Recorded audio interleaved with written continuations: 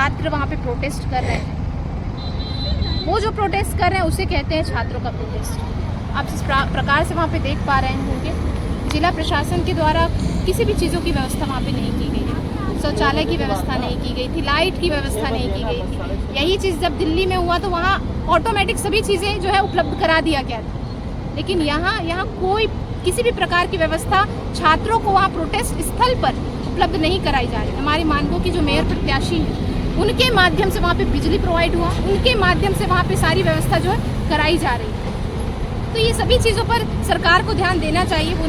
वो ऐसे छात्र हैं जो गरीब तबके से आते हैं, जो एक संघर्ष कर अपने लक्ष्य को प्राप्त करने की कोशिश करते हैं, अपना पूरा जिंदगी उसी पर लगा देते हैं। कोई लाइट के नीचे, लाइट नहीं है उसके घर तो कैंडल के नीचे पढ़ाई कर रहा है, कोई बहुत दूर से आके हॉस्टल में रहकर पढ़ाई कर रहा है।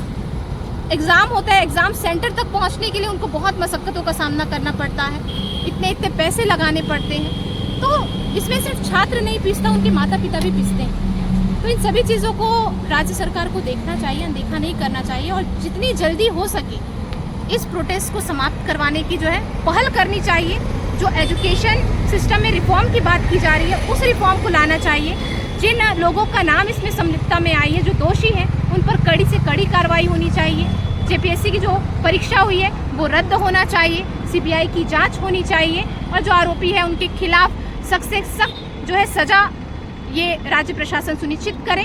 आने वाले समय में ऐसी कोई भी चीज़ें ना हो, इसके लिए हमें तत्परता से एजुकेशन जो सिस्टम है उसमें रिफॉर्म की बात करनी चाहिए। और मैं तो यही सरकार से दरख्वास्त करती हूँ कि आप आइए छात्रों के साथ बैठ के, क्योंकि छात्र जो है वो जेंजी हमारे कहलाए जाते हैं। जब आपको दिल्ली में जेंजी नज़र आ रहे थे तो यहाँ क्यों नज़र नहीं आ रहे हैं? आप छात्रों की हित की बात करते हैं, तो मैं तो यही समझती हूँ अगर आप छात्रों के समक्ष जाकर वार्ता ही नहीं कर रहे हैं तो मुझे नहीं लगता किसी प्रकार से आप उन्हें समझ पा रहे हैं। आप वार्ता कीजिए, उनके मन में क्या है, वो क्या चाहते हैं, वो जानने का थोड़ा सा प्रयास कीजिए और जल्द से जल्द जो है उनकी जो अनशन है उसको समाप्त करने का काम कीजिए। मैम वहाँ रांची में 2 गुट में वहाँ पर ये हो गया, एक मतलब स्टूडेंट लोग का गुट हो गया, एक तो पार्टी का हो गया। देखिए कुछ लोग ऐसा है ना कि उनके प्रोटेस्ट को खराब करने की कोशिश कर रहे हैं। जिस प्रकार से राजनीतिक पार्टी वहाँ पे जा रही है, हम भी एक राजनीतिक पार्टी से हैं, लेकिन हम चाहते तो हम भी जा सकते थे, लेकिन हम नहीं जाना चाहते क्योंकि हम उनके प्रोटेस्ट को खराब नहीं करना चाहते कि वो राजनीतिक मुद्दा बन जाए, फिर वो डायरेक्शन कहीं और चला जाए।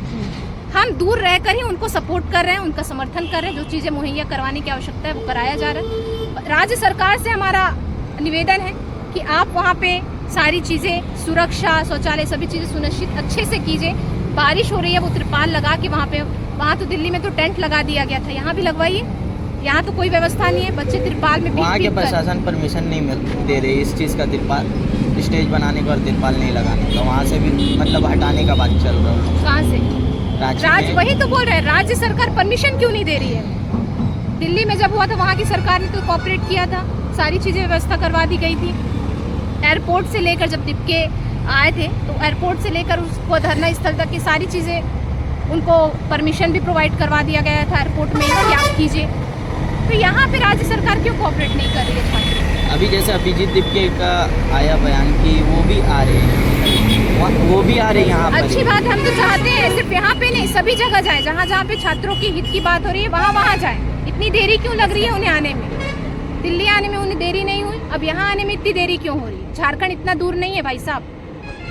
वो जैसे अपने वीडियो के माध्यम से बोले थे कि मेरा अभी तबीयत सही नहीं है, उनको टाइफाइड हुआ है। पिछले 15 दिन में 15 पॉडकास्ट और इंटरव्यू दे चुके हैं। देखिए वो डेली आकर लाइव में मोदी जी का कॉपी करने का काम कर रहे हैं, टीज कर रहे हैं उनको, लगातार छात्रों से संपर्क कर रहे हैं, फ़ोन में बात कर रहे हैं। जैसे प्रोटेस्ट खत्म हुआ, पार्टियां भी हुई, सभी चीज़ें तो एंजॉय कर रहे हैं वो। किस प्रकार से उनका तबीयत ठीक नहीं है, ब्रॉडकास्ट कर रहे हैं, सभी चीज़ें आयोजित कर रहे हैं वो।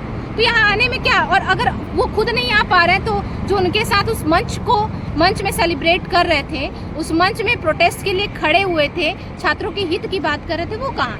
तबीयत तो सिर्फ आपका खराब हुआ है, बाकी लोग कहाँ हैं? आपके प्रवक्ता कहाँ हैं जो वहाँ पे स्टेज में दुनिया भर के नारे लगवा रहे थे, जो कहते हैं कि गाली देना ठीक है,